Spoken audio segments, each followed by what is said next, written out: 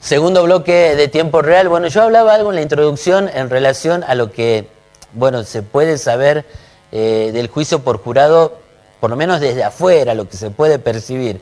Es un hecho muy importante. ¿Qué pasa cuando se conforma este tribunal, que puede ser cualquier persona puede llegar a tener esta carga pública, cualquier persona puede decidir el futuro de otra si ha cometido un hecho grave? Puede ser una violación, un homicidio, tantos delitos que puede llegar a ser enjuiciado, y que un tribunal de ciudadanos también va a tener la participación clave en el futuro de esa persona. El juicio por jurado. Hay un gran sector de abogados, un sector de lo jurídico que hace muchos años que está impulsando el juicio por jurado. Nosotros hablamos con representantes de los jóvenes procesalistas que nos han recibido en el Juzgado Federal, hemos hablado con ellos, nos hemos sacado las dudas para que usted sepa un poco más de lo que significa el juicio por jurado y esta modalidad que dentro de poco tiempo puede llegar ya a implementarse en Santiago del Estero. Nos sacamos todas las dudas en este bloque. Aquí en Santiago del Estero todavía es un proyecto que está contemplado en la Constitución de la provincia, pero que todavía no tiene no se ha convertido en realidad. No tenemos una ley de juicio por jurados en Santiago del Estero. Y sí es una realidad que en el país cada vez más provincias son las que comienzan a adoptar este sistema, que estaba contemplado también en la Constitución de la Nación. Tan es así que el último viernes, en Catamarca ha habido la primera sentencia dictada por un jurado popular en una causa, si no me equivoco, de violencia de género, donde hubo una condena perpetua, pero que, bueno, nosotros desde Santiago y con el Norte Grande y también particularmente con la provincia de Catamarca tenemos ciertos vínculos, digamos, en cuanto a cultura y a idiosincrasia, que también nos permiten proyectar una situación similar a la que puede pasar en Catamarca, la que podríamos tener aquí en Santiago con una ley de juicio por jurados. Digo, doctora, ¿qué es un juicio por jurado? ¿Qué le decimos a la gente en relación a ese tema? Y en términos sencillos, es la participación de la ciudadanía, del pueblo, en la administración de justicia, en la justicia. Es saber qué pasa, es entender qué es lo que pasa en un juicio, por qué se condena a una persona, por qué no se condena, si hay pruebas o no y si no hay pruebas. En términos sencillos, para decirlo así. Después podemos hablar que es una garantía constitucional, como decía Santi, que está en la Constitución de Santiago, está en la Constitución también argentina, y que es un sistema, una forma de juzgar. No, ha visto que tenemos la forma de juzgar a través de los jueces, que es lo que jueces técnicos, que es lo que conocemos nosotros y nosotras, con un tribunal o por un juez. Y esta es otra forma que lo hace a través de 12 personas que no tienen nada que ver con el derecho, que son toda gente, que hay una audiencia previa de selección de ese jurado por parte donde las partes, sea fiscalía, o sea la acusación o las defensas, pueden recusar a los jurados, a las personas por miedo a parcialidad o que no sean objetivas, y a partir de esa audiencia que es pública se va al juicio oral, donde el jurado, que es el pueblo, lo que hace es escuchar a las partes, escuchar el hecho, ¿no? Porque no juzga nada más, lo único que hace es poder entender si ha habido un hecho y si esa persona que se le acusa es o no culpable de ese hecho, si hay pruebas, y después pasan a deliberar entre ellos y a votar. La gente, la primera pregunta que se hace, doctora, es ¿cómo una persona que no es abogado, que desconoce del derecho, puede juzgar a una persona de determinada situación? ¿Cómo se explica eso? Lo que está haciendo es corroborar, eso parece difícil de entender, pero es sencillo de entender. Todos podemos entender. Ser abogado, tener un título de abogado no te hace en el entendimiento del hecho, de una cuestión fáctica, de si algo ha sucedido o no ha sucedido. Todos somos conscientes de eso, si te ha pasado o no. Bueno, eso es lo que básicamente hace un jurado, es corroborar, según las pruebas que hay, si ha habido o no un hecho, y que ese hecho se puede atribuir a una persona. Y de eso depende mucho, no lo que el jurado pueda conocer, o sea, saber, sino lo que las partes tienen que aportar para que el jurado conozca. Si hay una buena acusación, una buena prueba, bueno, el jurado va a poder entender. Entonces vos al instaurar el sistema de juicio por jurado, mejoras la calidad también del sistema de justicia, la calidad de las acusaciones, la calidad de la defensa, porque las fiscalías tienen que ir a presentar un caso que realmente el jurado puede entender y que realmente se pueda probar, ¿no? En la práctica, doctor, cuando, por ejemplo, se expone y este tribunal de ciudadanos escucha lo que pasó durante lo que se ventiló en las audiencias y toma una decisión, ¿qué pasa con esa decisión? Después pasa al tribunal, digo, en la práctica, ¿qué es lo que sucede al final con el veredicto? Bien, para poder entender bien el final, es por ahí conveniente hacer un repaso de cómo se llega a ese momento, digamos, en el que el jurado tiene que tomar una decisión. Hoy en día en Santiago del Estero, ya hace un poco más de 10 años, ya tenemos un sistema acusatorio, donde, bueno, se anoticia el fiscal de la posible comisión de un delito y comienza a investigarlo. Durante esa investigación, la persona investigada tiene sus derechos y tiene sus garantías constitucionales, que son el límite, digamos, donde se puede investigar por parte del fiscal, siempre con un control del juez que controle esos límites. Una vez que se termina la investigación, cuando el fiscal ya tiene lo que se le llama un caso, cuando ya considera que tiene prueba suficiente para acusar a una persona y que esa persona termine siendo condenada, ahí la causa se eleva a juicio.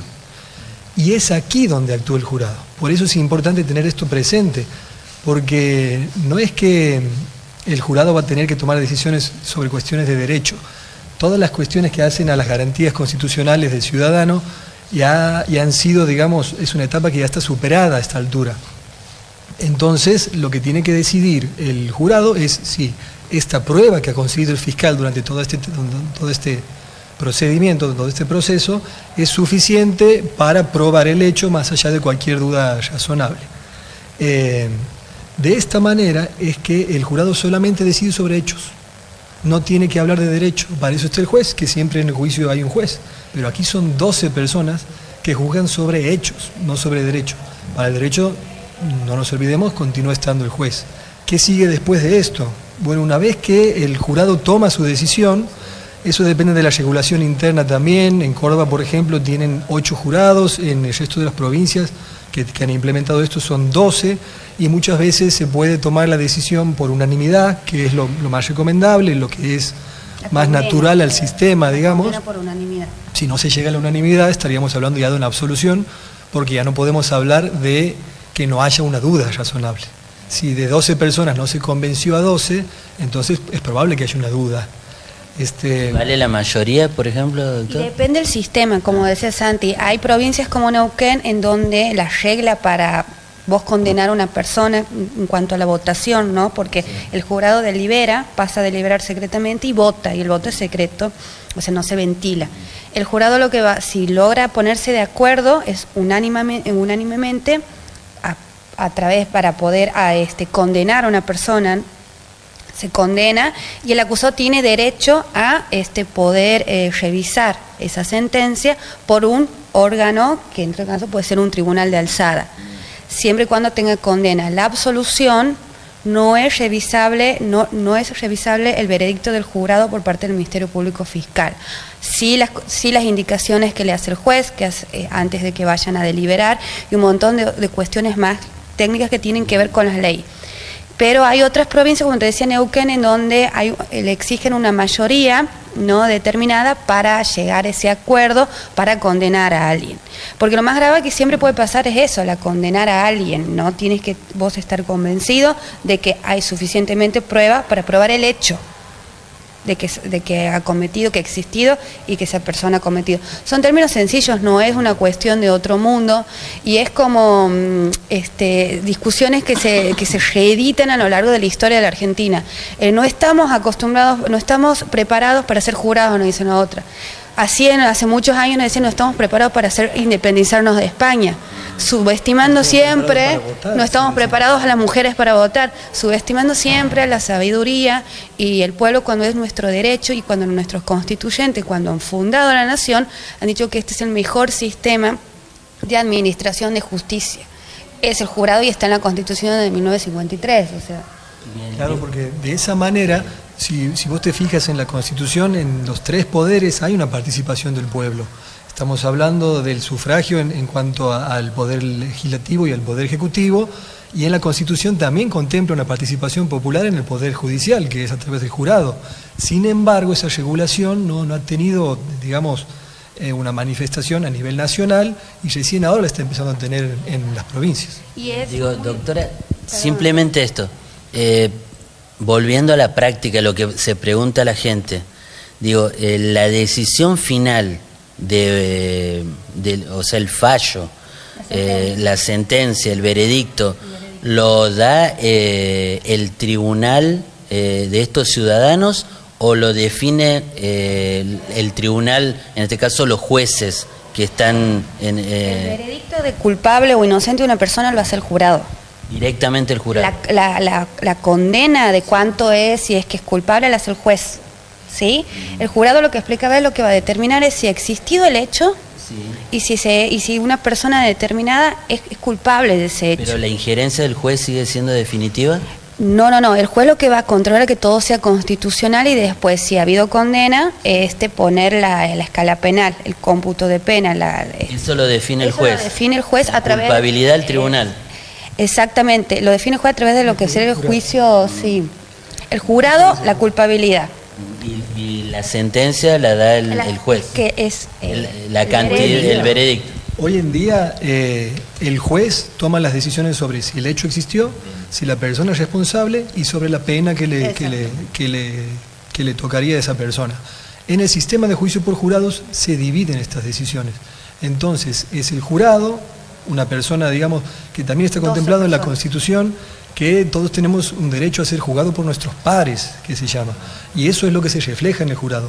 Entonces el jurado lo que va a hacer es decir si el hecho existió o no existió, de acuerdo a la prueba que haya recabado el fiscal y la defensa, y si la persona que está imputada de ese hecho es responsable de este hecho o no, y nada más. Por eso el veredicto es culpable, inocente, nada más. No tiene que adentrarse en muchas más cuestiones. Por ahí muchas veces se le observa de que habría una dificultad en la motivación de esa cuestión. Pero el tema es que en este sistema hay muchísima más participación de las partes en la decisión final.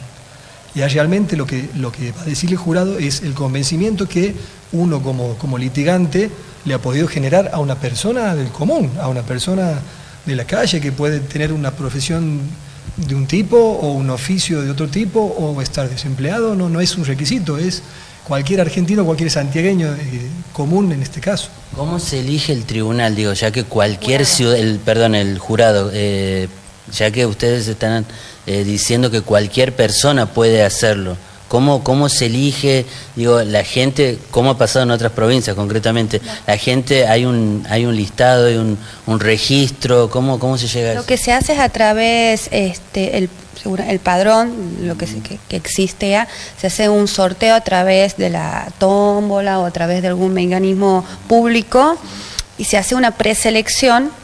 De igual, depende de la ley, pero el proyecto de ley que venimos impulsando nosotros y nosotras, que se ha presentado en la legislación, que ha venido Ángela Ledesma, Andrés Harfuch, y que se ha presentado, que esperemos que tenga tratamiento, prevé que haya paridad de género respecto a la composición del jurado. Las partes van a hacer preguntas a los seleccionados y van a ir recusándolo y limpiando ese jurado respecto a tu teoría del caso, al hecho que vos quieres llevar, para que sea lo más objetivo posible. ¿Cualquier persona le puede tocar ser jurado, o se tiene que registrar? Esa es la pregunta. Depende de la ley. Depende de la regulación en particular, pero en principio sí, serían los requisitos para estar en el padrón. Mayor de 18 años, capaz, o sea... ¿Por qué? Tiene que ver de nuevo con lo que hablábamos hace un momento, es la participación popular en el Estado, y eso cómo se acredita a través del padrón.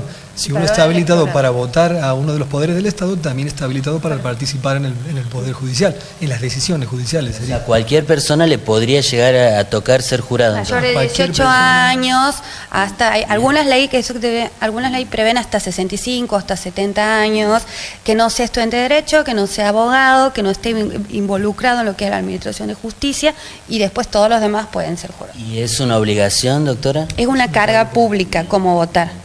¿no?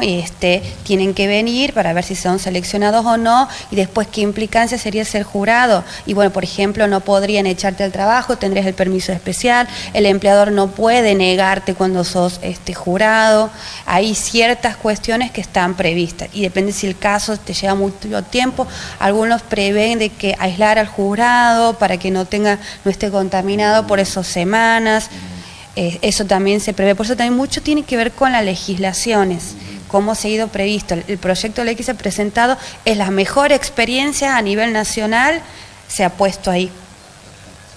Bien, bueno, doctor, la última, y agradeciendo este contacto, digo, a la gente que tenga en cuenta que, puede tener una injerencia directa en lo que es un veredicto, una situación judicial de cualquier hecho, sea la gravedad que sea, ¿no es cierto?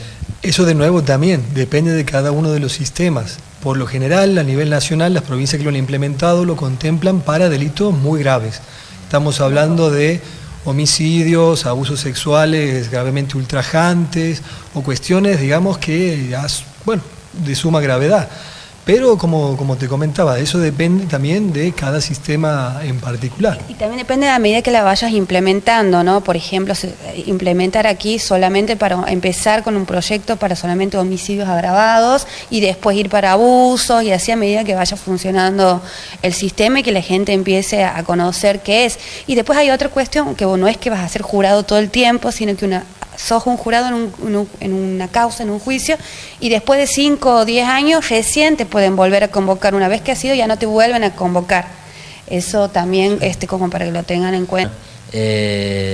Gracias, primero por recibirnos, por explicarle a la gente lo que significa el juicio por jurados y estar expectante a lo que puede llegar a pasar a futuro y finalmente si se realiza o no aquí en nuestra provincia con la legislación, como ustedes hablan de lo que puede llegar a ser aquí en Santiago del Estero, ¿no? Sí, nosotros esperamos que haya tratamiento legislativo, que Santiago del Estero pueda tener su ley de jurados. Santiago del Estero, que siempre ha sido pionera en reformas procesales y reformas procesales penales, pionera desde hace mucho tiempo, y hoy 11 provincias tienen la ley de jurado y nosotros no, y vamos a quedar a la cola, un poco ir contra nuestra propia historia de reformas judiciales. Entonces me parece que es momento de poner en discusión, de que todos conozcamos de qué se trata y de impulsar una ley que al fin y al cabo también, volviendo a tu primera pregunta, es un derecho de todos los ciudadanos y ciudadanas participar y saber qué pasa en la justicia.